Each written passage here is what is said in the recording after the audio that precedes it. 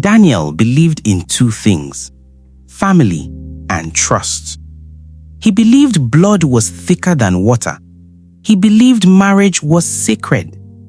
And because he believed those things, he never imagined that the two people closest to him would one day stand on the same side, against him. Daniel was 34, calm, responsible, focused. He worked as a project consultant for a construction company that handled government contracts. His job required travel, sometimes 2 weeks, sometimes a month. His wife, Anita, was 30, beautiful in a quiet way. She was not loud or dramatic. She carried herself with calm confidence.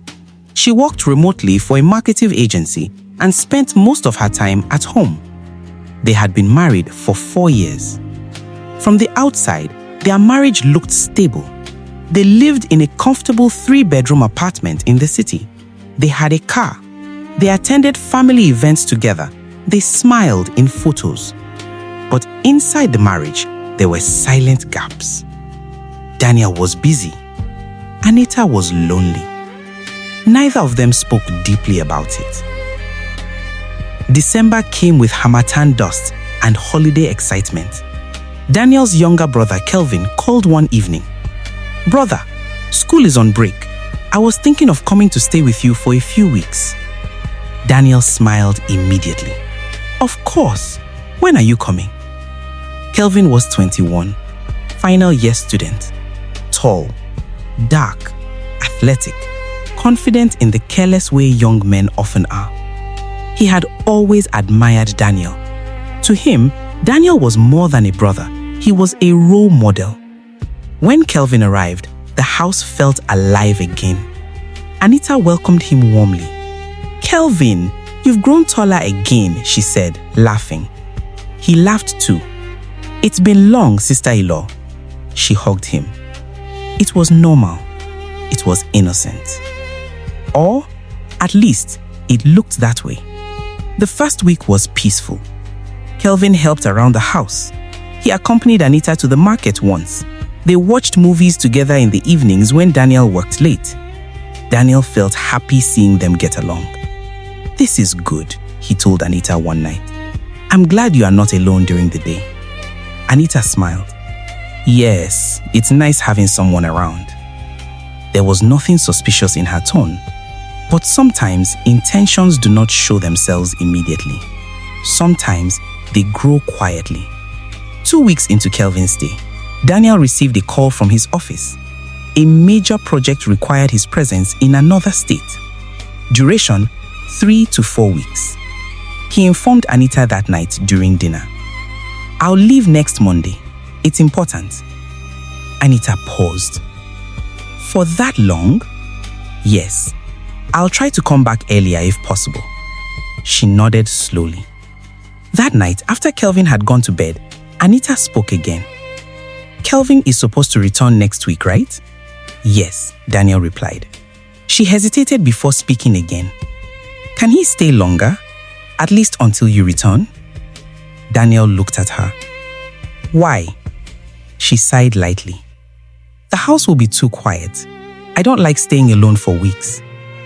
Daniel considered it. "He has school. He can resume later. It's just a few extra weeks." Daniel trusted her. He trusted his brother.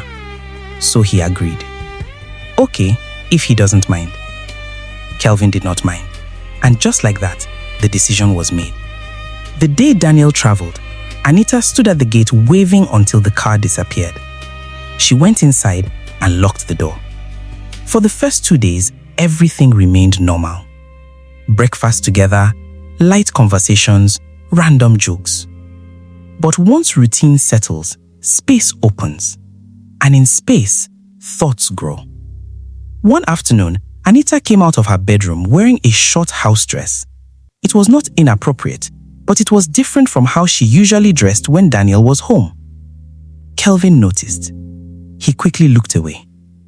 Later that evening, she sat closer to him on the couch while watching a movie. Their shoulders touched. Neither moved. It was subtle, but it was intentional. Anita began opening up more, "Your brother works too much," she said one evening. Kelvin shrugged. "He has always been serious." She sighed. "Sometimes I feel like I'm living alone even when he's around." Kelvin did not respond. She continued. "Marriage is not what I thought it would be." "Why?" he asked carefully. She looked at him for a moment before answering. "Sometimes I just feel unseen." Those words stayed in Kelvin's mind. Unseen. He started paying attention to her more, to the way she laughed, to the way she tied her hair at night, to the way she looked when she thought nobody was watching. The rain started suddenly one night. Heavy, loud, relentless. Power went out. The house went dark except for a small rechargeable lamp. They sat in the living room. The atmosphere felt different, quieter, closer. Anita broke the silence. "You have grown into a handsome young man." Kelvin smiled awkwardly. She reached out and touched his arm. "Any girlfriend?" "No." "Why?" He shrugged, just focusing on school. She laughed softly.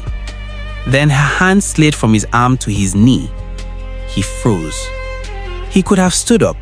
He could have moved away. He didn't. Seconds passed. The silence grew heavier. She removed her hand slowly. "Go and sleep," she said softly. He went to his room, but sleep did not come. Around midnight, there was a knock on his door. He knew who it was. He opened it.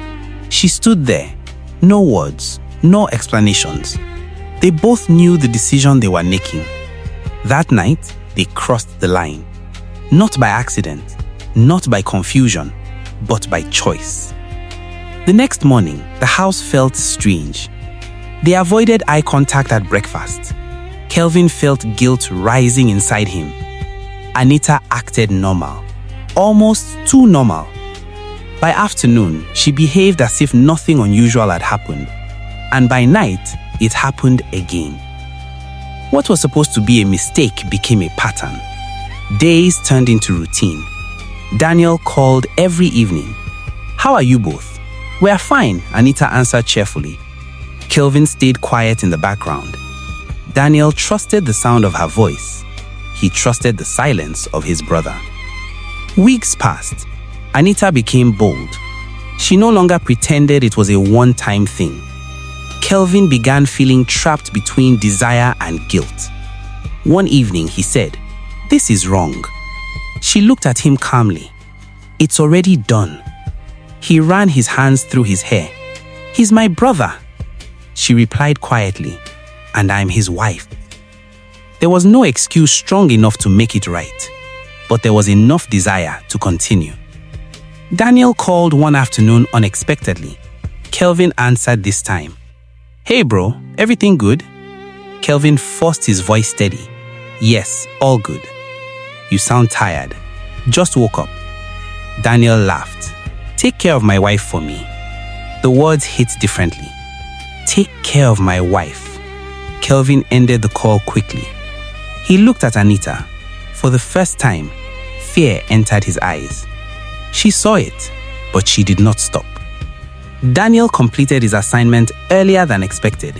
He decided to return without informing them. He wanted to surprise his wife. He imagined her smile when she saw him at the door. He drove home on a quiet Thursday afternoon. When he entered the house, he noticed something small. 2 cups on the table, 1 blanket on the couch. Nothing unusual, but something felt off. Kelvin came out of his room looking tense. "Brother, you're back." "Yes," Daniel replied slowly. Anita walked in from the kitchen. Her expression froze for half a second before she smiled. "You didn't tell us." Daniel hugged her, but he felt stiffness in her body. Something had shifted. He just didn't know what yet. That night, Daniel lay awake. He listened to the silence of his house. He sensed distance. Anita avoided his eyes. Kelvin stayed mostly in his room. Daniel told himself he was overthinking, but intuition is rarely wrong. The next day, Daniel pretended he needed to step out again for a meeting.